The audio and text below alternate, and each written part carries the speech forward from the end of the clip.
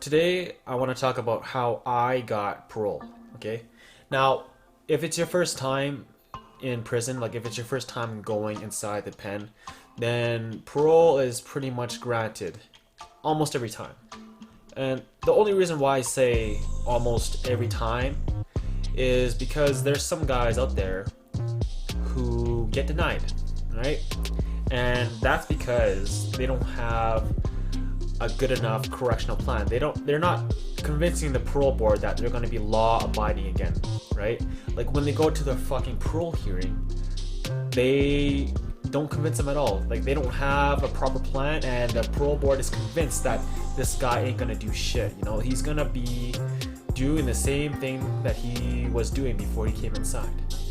That's why even if you plan on being a criminal again, you still need to find a way to convince the parole board that you're going to be a normal guy again, right?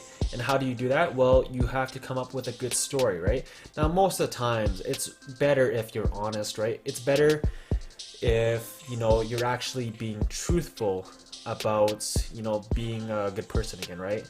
But I know there are some guys out there who can't quit that life. And if you can't quit that life, then you need to try to be convincing, Now, what I did to get out, right, and this is me being honest, right, I decided to upgrade my high school marks so I can qualify to get inside university, right? That was one of the things I did to show the parole board that I'm serious about getting out, was that I upgraded my high school marks. And now, at this moment, I'm actually in university, right? That's one of the things I did.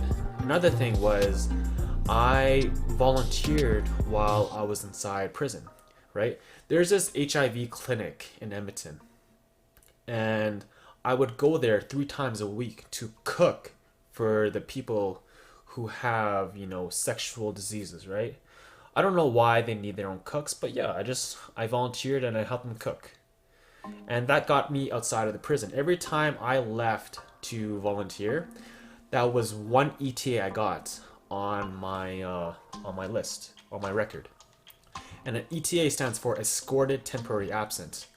And the more you get these, the more that you show the parole board that you can be trusted outside of the prison, right? And the more you show them that you can be trusted, the more likely they are gonna grant you parole. And they basically drop you off at a designated spot in the city, right? And my designated spot was, the HIV clinic. And if I really wanted to, I could have ran away anytime, but I didn't, right? And that's why they're able to trust me. That's why I got granted parole a lot easier. So yeah, volunteering helped me, get out faster, right? But the one thing that really helps you get full parole is, a lot of escorted temporary absences, right? And your family too. Your family and friends plays a lot too, because the more good community support that you have, the more likely that they're gonna let you out. Because if you're alone in this world, and I know some guys are, then you're more likely, statistically, you're more likely to go back into crime because you don't have any good influences in your life. And they see this. And because they see this, they're not likely to let you out, right? For me, I was fortunate enough to have, very good family who's always there for me, right?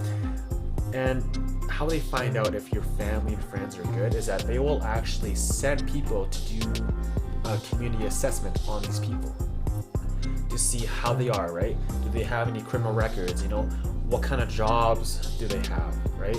They send these people to talk to your family and friends, just to make sure that you have good community support. And if things go well, then you're more likely to get released, right? Now, there are 3 different kinds of parole that you can get. You can get day parole, full parole, or day parole other. Day parole is when you get released after the minimum amount of time that you have to serve, right? Which is usually for most people who have 2 years plus, 6 to 8 months, right? And you have to spend time in a halfway house, which I didn't do, right? Full parole is usually an inmate's 1/3 of their sentence.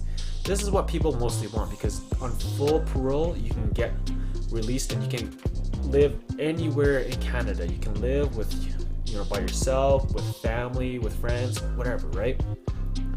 As long as they're good influences. And a lot of people, unfortunately, do not get full parole because they don't have a good correctional plan. They don't have good community support, right? These people who don't get full parole are usually the ones who are on their own, the ones who are only friends with thugs and they don't have family or good friends there for them, right?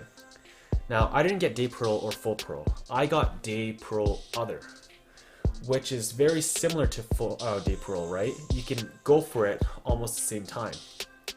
And day parole other is when you get to live with your family instead of staying in a halfway house.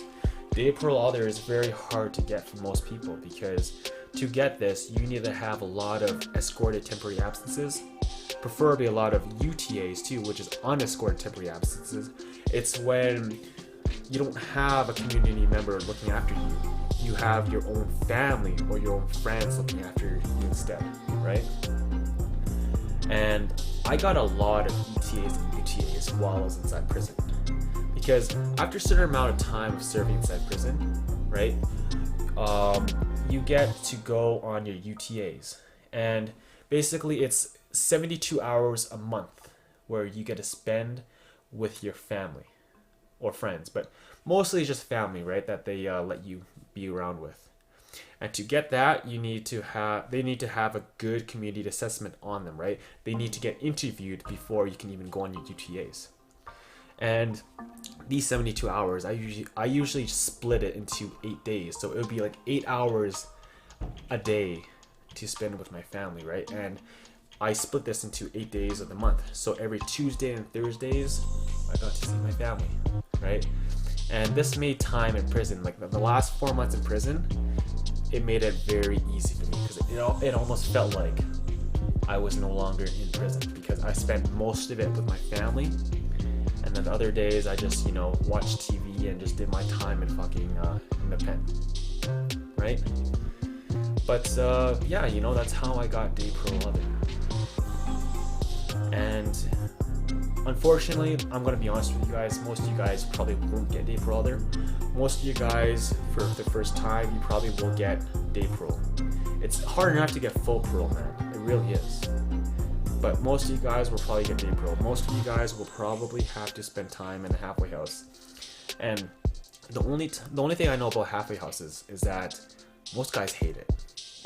Like, there's this one guy I met, right? He said that he would rather live in a minimum prison until his stat release rather than being in a halfway house, because in a halfway house they watch you like a hawk, right? They're on your ass all the time apparently, and some inmates don't like that. Like this one guy I did time with, right? He was a big guy. He did a few months in a halfway house and he's like, fuck it, send me back to prison. He would rather been in prison in a minimum institution than be in a halfway house. That's how much he didn't like it. I don't know what a halfway house is like. I've never been in one, but judging on the way that people talk about it, it sounds like it sucks. But honestly, like I would rather choose a halfway house than be in a prison, because in a halfway house, even though you have to be back in the halfway house at a certain time, right? Because you have curfew.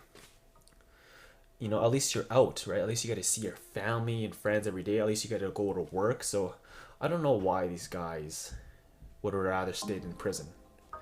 Maybe, they just didn't, maybe they didn't really have a plan to, be a normal person again, right? Maybe they wanted to be a criminal. Maybe that's why it bothered them so much, because they did not want to integrate back into society.